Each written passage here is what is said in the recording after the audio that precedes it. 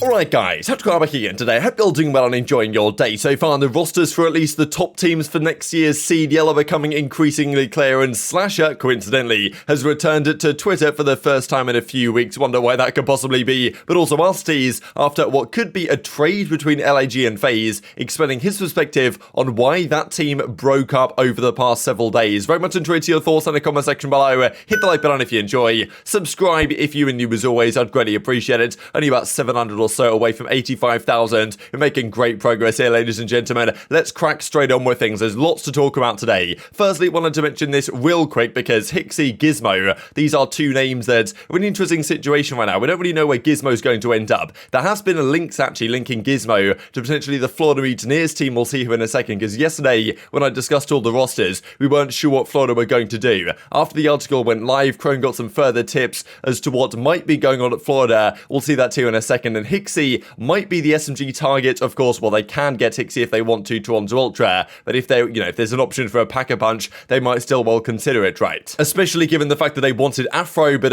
Rocket, I guess, paid him more money than Toronto were able to fork up effectively. This was the article that, of course, Chrome came out with yesterday, looking through all the rosters as we looked at in last night's video, and of course, we'll see more on those kind of stories in a few minutes. One of the other big ones here, though, was what's going on with the Florida Mutineers. We looked at the Ravens roster, and I was kind of thinking, there's no way this roster makes sense. There's no SMGs. Seemingly London have different ideas here now, because Florida are looking to build this squad: Major Maniac, Gismo, Nastie, Vickle, with Dave Panay on the sub bench. So this of course is a potential lineup. Crone isn't for sure this is going to happen at all. This is just something he heard that might be the case. So look, Major Maniac as the main AR. I don't mind that at all. I think that's honestly out of unrestricted free agent as the main. Yes, he was here before, right? And they've decided to bring him back if this is the case. Good S&D player, good leader, very highly rated actually by a lot of pro players. Formula especially has a lot of respect for Major Maniac and what he achieves, and put him in difficult series, he can get over the line. And in fairness, right, this season when Florida did bring him in, their search got better, their respawn got worse, but if they had maybe some better SMG players on the team, things maybe could have been rather different on that squad. Now look, I don't really hate what they're going for here. I just think there's probably better options than the particular players they've picked up. So Nastie, I honestly think is a really good idea. If London want to get rid of Nastie, which I don't think is a good idea at all, because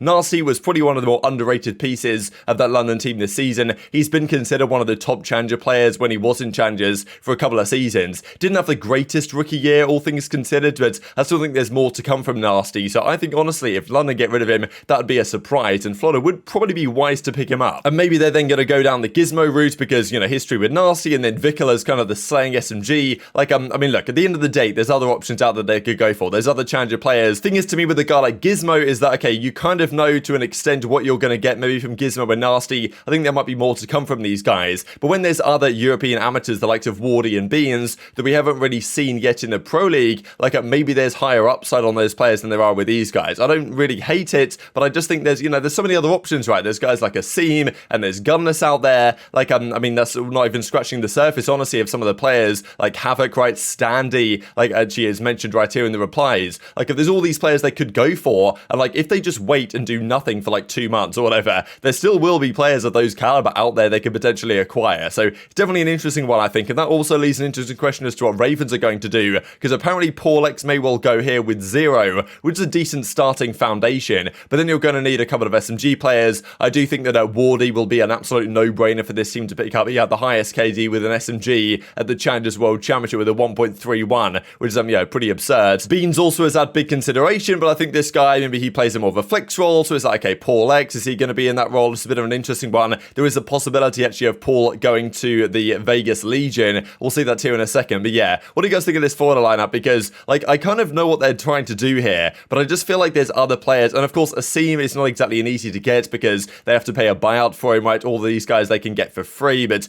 Stanley's a free agent, Havoc's a free agent, Gunness is a free agent.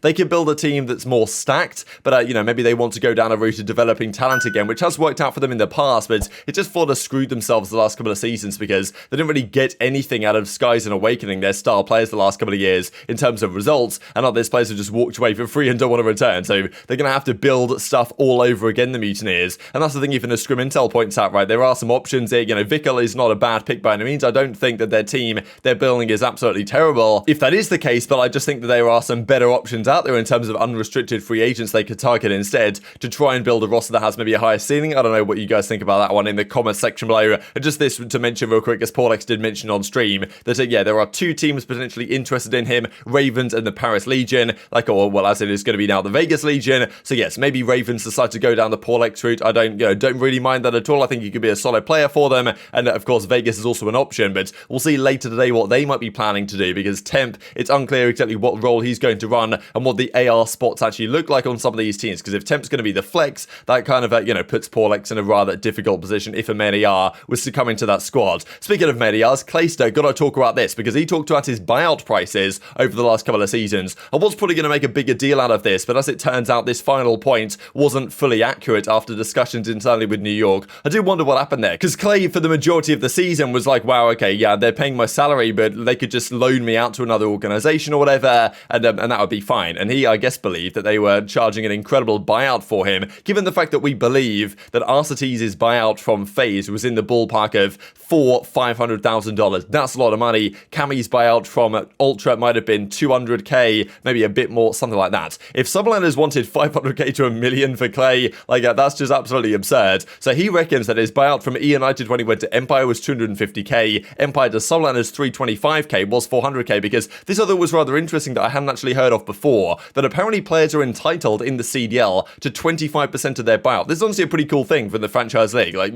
credit to the CDL for implementing this. I think it seems like a good thing from my perspective, because if you have to pay a buyout for someone, at least it's not just the organization that gets all that money, like the player actually gets a cut of it, right? Which I think is pretty cool. But obviously, if his buyout actually was 500k to $1 million from New York to potentially go to another team that might have wanted him, like, Subliners are never going to sell him for prices like that. So Clay was kind of saying this was mind-blowing at what New York were even thinking last year. Now, the Arcitys was like, Lord, but as Ben J. Nassim says, for what it's worth, I don't think that last part of that is even remotely true from what he has heard. And then there was a discussion that went on with Clay and Farzam internally at New York, and said actually there was a lot of miscommunication and cross wires. Buyout wasn't 500k to $1 million, carry on. So people have been speculating whether other organizations who said they wanted Clay actually were kind of, wow, your buyout's really large, Clay, we can't afford this or whatever. And in reality, they didn't really want to buy him out anyway. But look, the past is the past. Clayster is now an unrestricted free agent, no concerns, and he's going to be moving on potentially to a team that might want him. I would say right now Boston and Las Vegas Legion are the two kind of leading possibilities for Clayster, but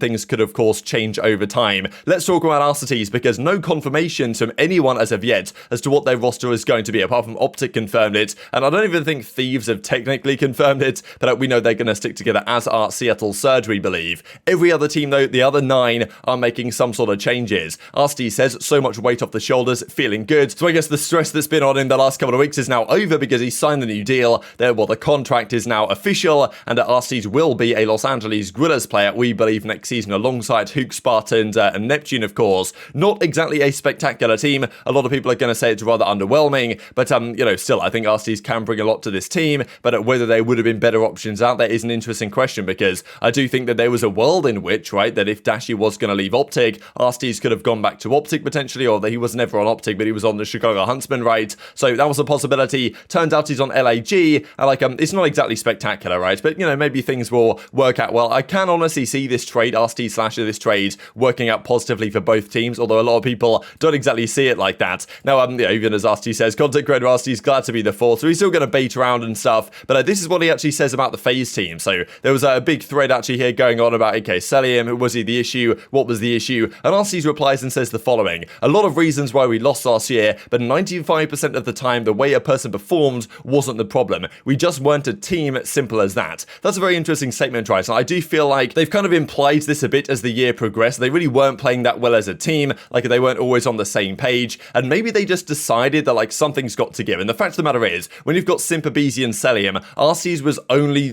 he was the only guy that was ever going to go. If the team decided something had to change, Arcitys was going to be the guy that was going to get dropped. That's just how it was going to be. But yeah, he's saying that it's not really a performance thing, right? Okay, maybe that's his perspective. Maybe the other guys see it differently. They're like, well, Arcitys, you did have a 0.8 in that one series that we lost, so, I don't know. It's an interesting one, because when you watched Arcitys from the eye test last season, he definitely did a lot for the team, but at the same time, you would watch a gunfight and be like, damn, he really should have won that one, and maybe, the FaZe guys were thinking, maybe we just upgrade the firepower a bit more, bring in an AR with more slaying pedigree, and that's a way to go. But, he says we just weren't a team last season, so he says, okay, player performance wasn't really relevant. It was more about actually, kind of coordinating and having good chemistry, And that's the thing really about even a team like FaZe that's been so dominant for, you know, since the inception of the CDL, really, with rosters very similar to the one that they had this past season. When things start to go badly and they feel like the chemistry isn't quite there and the team isn't quite clicking the same as it was, and even internally they're not maybe as good a friend as they used to be, like, you know, all of a sudden things start to happen in terms of potential changes, right? We very rarely see rosters last for more than 2 to 3 years. Like, the longest ever roster is probably the Optic Dynasty, which is not that much over 3 years, I guess, really, in terms of the entire roster. Even the FaZe team through the Jetpack era, that only lasted, like, you know, 2.5 years, something along those lines. Like, and of course, this team has only lasted 2 seasons, right? So it's not exactly a surprise that when things start to go wrong,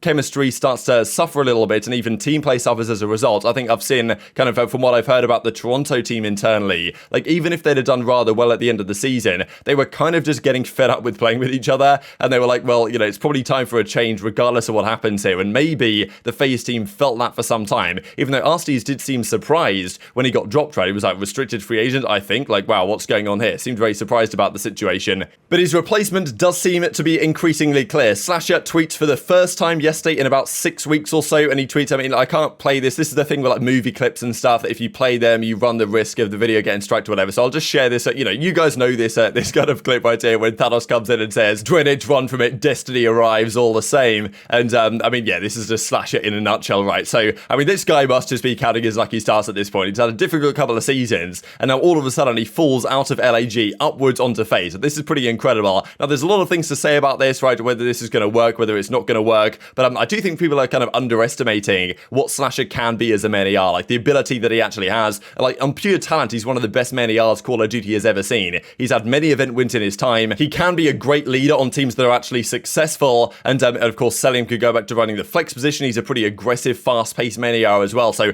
there is a world in which this works spectacularly well. And also, I think the chemistry issues that people have potentially raised, like SlasheR on a lot of his teams in his career has been like, especially like some of the ones that should have worked out but didn't, he's definitely been looking at his teammates thinking, well, I'm better than you, I'm better than you, I'm better than you. Like, you know, you're not even listening to what I'm saying here. I'm the one who's right in this situation. You were costing me at that tourney. Like, there's no way SlasheR can possibly look at Simp. If Simp tells him, like, yeah, that SlasheR made a bad play there, like, we should have done this instead, SlasheR isn't going to be going back at him like, yeah, you've got no idea what you're talking about. I'm the champion here. Like, you know, he's obviously going to have a crazy amount of respect for all these guys he's playing with, and knows that this is like, he's going to have so much respect also for this opportunity if it does indeed come through. So for those reasons, I do feel like this actually could work out a lot better than some people are predicting. But yeah, this tweet effectively locking in the possibility. Like, look, SlasheR wouldn't be tweeting out that the whole Thanos is back type gif here if he didn't have a rather good offer that he might have locked in, right? This also might confirm, because he might not have tweeted this until the contract is signed, right? Just in case something else crazy happens. So this might be an indication the contract is signed, it's locked in. Like, I mean, even this, right? This is Arcitys kind of numbers from last season, the Lion Man card that is done. Of course, the numbers don't tell the entire story, right? But, you know, the numbers do matter to a certain extent. And I just thought I'd mention the reply here, because I know that, like, at Austin, that's easyMack, of course. Like, they have a bit of, you know, fun back and forth, right? We got beef, he says. He's not really beefing easyMack or anything, but just kind of wondering whether he's kind of talking about, you know, beefing FaZe as an organization, but